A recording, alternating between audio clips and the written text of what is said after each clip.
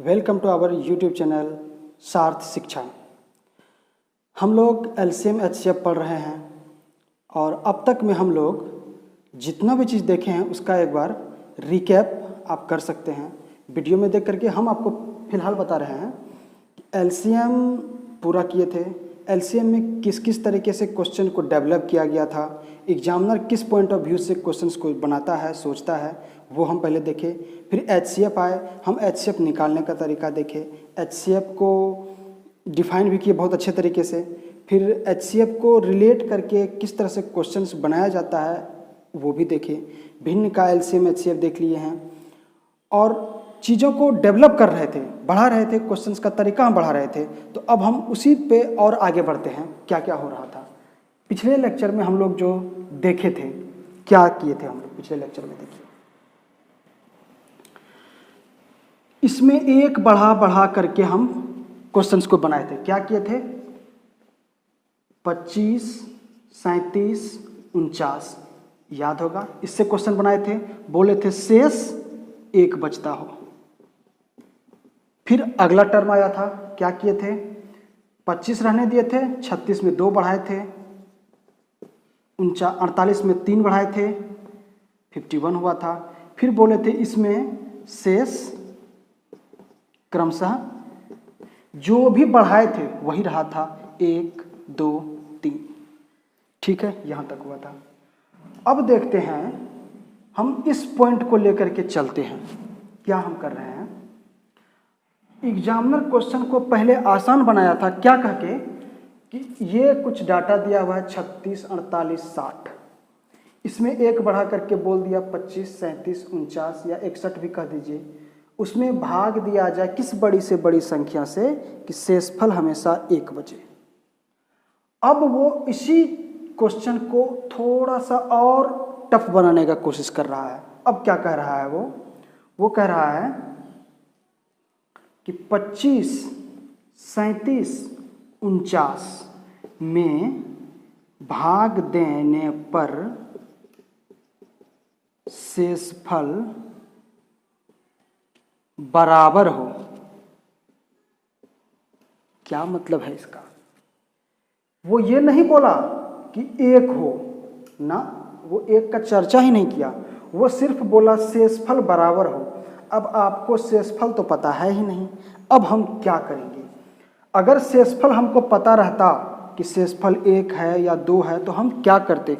पिछले वीडियो में बहुत अच्छे तरीके से हम इस पे चर्चा किए हैं और आप लोग कर सकते हैं। देखिए, सब चीज़ क्लियर हो जाएगा। 1 घटा दिए और उसका एचसीएफ निकाल दिए। अब इसमें तो 1, 2, 3 का चर्चा ही नहीं किया। अब हम क्या करेंगे? अब तो फंस गए। हम नहीं फंसे हैं। देखिए सीरीज हमारा क्या है? 24, 36, 48, 60, 72 ये है। इसका डिफरेंस क्या कहता है? 12, डिफरेंस 12, डिफरेंस 12, डिफरेंस 12। ये 12 क्या है? ये 12 एचसीएफ है। और इस एचसीएफ का गुणनखंड जब हम एचसीएफ निकालने सिखा रहे थे तो याद कीजिए, उसमें क्या बोले थे? 2 संख्या का डिफरेंस या उस डिफरेंस का गुणनखंड कोई ना कोई उसका एचसीएफ होगा। अगर कुछ संख्या हमको दिया रहा था, मान चलिए एक संख्या हमको दिया था, क्या? 36, 60, 72, तो हम डिफरेंस लिए थे। यहाँ 12 आया था, यहाँ 24 था। हम छोटे वाले डिफरेंस को क्या किए थे? इससे भाग दिए थे, कट गया कट गया कट गया, तो ये हो गया एचसीएम। अगर नहीं कटा तो उसका हम गुणनखंड ले लिए थे, ये सब गुणनखंड था। तो ये नहीं कटा तो इससे चेक किए, ये नहीं कटा तो इससे चेक किए। इस तरीके से हम एचसीएफ निकाले थे। वही कंडीशन यहाँ भी हुआ है। वो 1 बढ़ा करके या तो शेषफल बराबर का क्या मतलब? या तो 1 बढ़ाया होगा या 2 बढ़ाया होगा। जितना भी बढ़ाया होगा सब में बढ़ाया होगा। हम उसका डिफरेंस लेंगे। डिफरेंस 12, 12, जो भी यहाँ टर्म होगा 12, हर चीज़ का डिफरेंस 12, 12, 12 आ रहा है। या तो 12 आएगा या 12 का कोई मल्टीपल आएगा, 24 आ रहा है। अगर यहाँ हम 12 दे देते तो यहाँ भी डिफरेंस 24 आता। मान के चलिए यहाँ पे हम 108 दे रहे हैं तो हमारा डिफरेंस कितना हो जाएगा? 36 आ जाता, लेकिन आ क्या रहा है, यही 12 का मल्टीपल। अब जो ये डिफरेंस निकला, यहाँ हम डाटा को बढ़ाने के बाद हम किए हैं, इसका डिफरेंस निकाले हैं। अब जो भी संख्या होगा हमारा, जो भी वो क्वेश्चन बनाया होगा, वो या तो उसका HCF 12 होगा या 12 का कोई गुणनखंड होगा उसका HCF। जो भी संख्या हमको मिला होगा हम उससे आंसर निकालेंगे ऐसे क्वेश्चंस का। चलिए देखते हैं, यहाँ तक ठीक है। हम आपको क्वेश्चन से रूबरू करते हैं क्या क्या हुआ था। ये आ गया 25, 37, 49 है, इसका डिफरेंस 12, 12, 12 है। हम इसका HCF निकाले तो ये 12 आ गया। अब क्या बोला, 12 से भाग दीजिए, शेषफल 1, शेषफल 1, शेषफल 1, यहाँ तक क्लियर है। अगर ये 12 से कोई संख्या इस पे देने के बाद शेषफल आ रहा है, आप इसमें इसका गुणनखंड देखिए, 1, 12, 2, 3, 6, ठीक है। आप किसी भी संख्या से इसमें भाग दीजिए, इसमें हमेशा शेषफल बराबर ही आएगा। किसी भी संख्या से भाग दीजिए, हमेशा शेषफल बराबर ही आएगा। या तो कटेगा तो पूरा सीरीज कट जाएगा, शेषफल 1 आया तो सबका 1 आएगा, 2 आया तो सबका 2 आएगा। क्या मतलब है, 1 से भाग दिए तो सब में कट जाएगा। अगर आप 2 से भाग देते हैं तो यहाँ शेषफल 1 आएगा, 1 आएगा, 1 आएगा। 3 से भाग देते हैं तो भी 1 आएगा, 1 आएगा, 1 आएगा। 6 से भाग देंगे तो भी 1 आएगा, 1 आएगा, 1 आएगा। ये एक एक सब में आएगा ये जरूरी नहीं है। हाँ, ये बात है कि हो सकता है कि कोई कट भी जाए। इसमें संजोग था कि 1 1 आ गया, हर जगह 1 1 नहीं आएगा। कहीं शेषफल 2 2 2 आ जाएगा, कहीं शेषफल 3 3 3 आ जाएगा। क्या है मतलब, देखते हैं एक एग्जाम्पल के तौर पर। देखिए, हम एक एग्जाम्पल ले लिए हैं 29, ठीक है। 29, 41,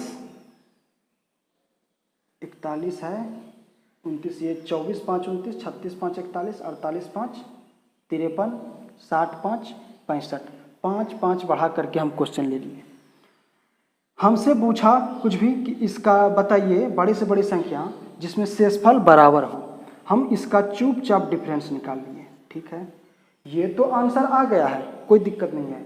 हम इसका गुणनखंड देखते हैं, 1 2 3 4 6 12, ये सब है 12।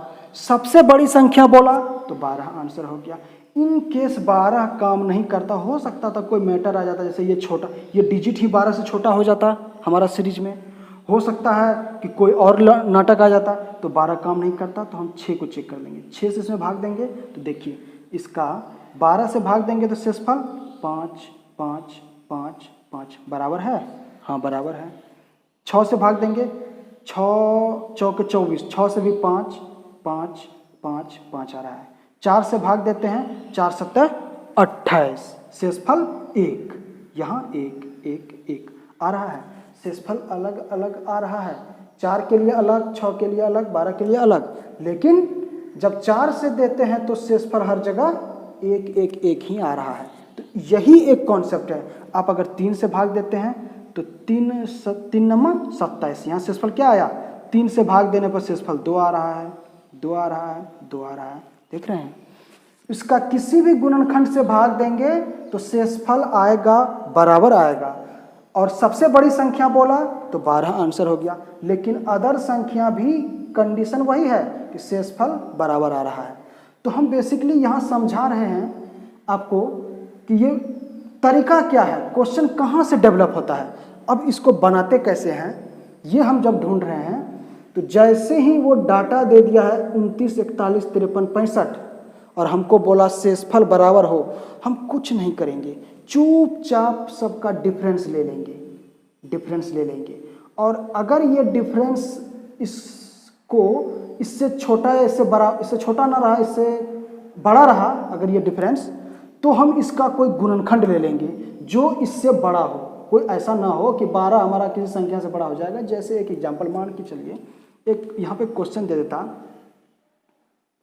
5 17 29 41 और बोलता बताइए, इसको नीचे वाले को साफ कर लेते हैं, एग्जाम्पल दे दिया, ठीक है।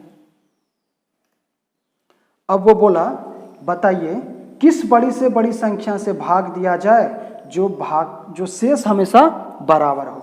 हम क्या किए, इसका डिफरेंस निकाले, इसका डिफरेंस निकाले, इसका डिफरेंस निकाले। अब देखिए ये 12 से 5 छोटा है, हमको इसको नहीं लेना है, हमको इसका कोई गुणनखंड लेना है। 1, 12, 2, 3, 6, 4, 6, यही है इसका गुणनखंड। 12 तो बड़ा हो गया, 6 भी बड़ा हो गया, हालांकि ये सब है, लेकिन सबसे बड़ी संख्या क्या हुई, 4। इस 4 से अगर हम भाग देंगे तो हर हाल में हमारा शेषफल 1 आ रहा है, यानी बराबर आ रहा है। तो हम कुछ नहीं करते हैं, बस उसका डिफरेंस लेंगे और डिफरेंस का गुणनखंड करेंगे। अगर ये काम कर गया तो ठीक है, नहीं तो कोई गुणनखंड आपका आंसर हो जाएगा। जो तरीका हम HCF निकालने में यूज किए थे वही एग्जैक्ट तरीका हम यहाँ भी यूज करेंगे।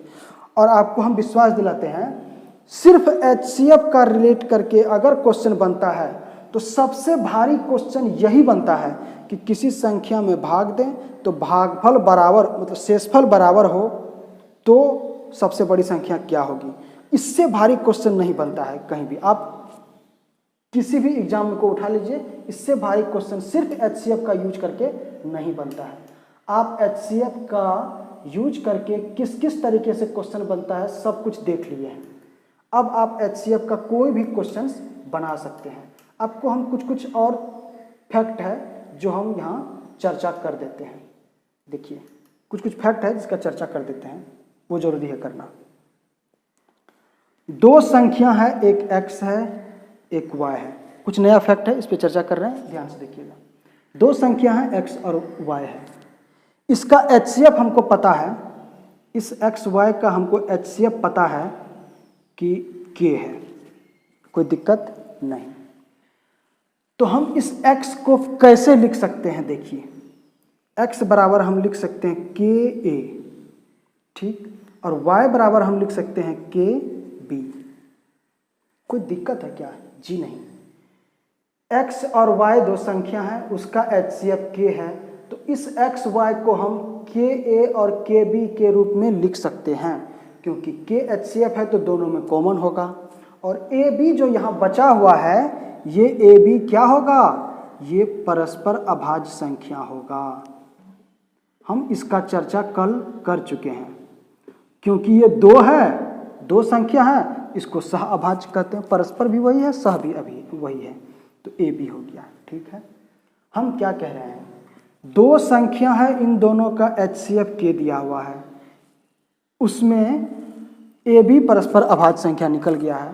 तो एक फैक्ट क्या निकल के आ रहा है, x प्लस y और कॉमन नहीं और देते हैं x माइनस y का भी HCF के ही होगा।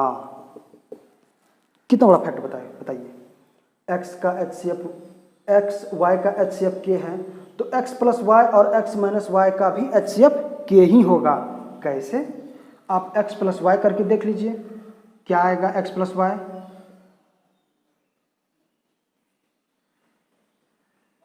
ये कैसे हो गया, हाउ, x प्लस वाई क्या आएगा, k इंटू ए प्लस बी, ठीक है।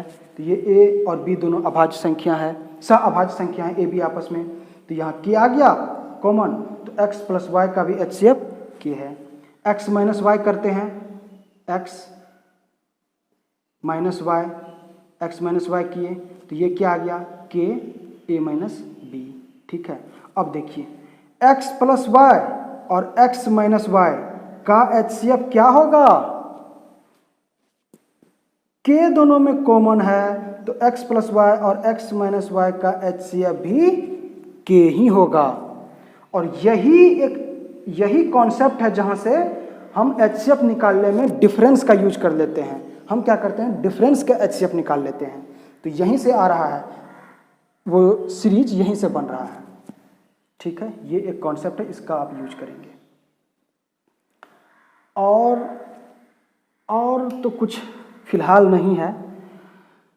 अब हम इसका यूज करके क्वेश्चंस बनाएंगे, हम एलसीएम एचसीएफ का यूज करके बहुत सारा क्वेश्चंस बनाएंगे और डिस्कस करेंगे सारा का सारा क्वेश्चन। आज का लेक्चर यहीं समाप्त करते हैं।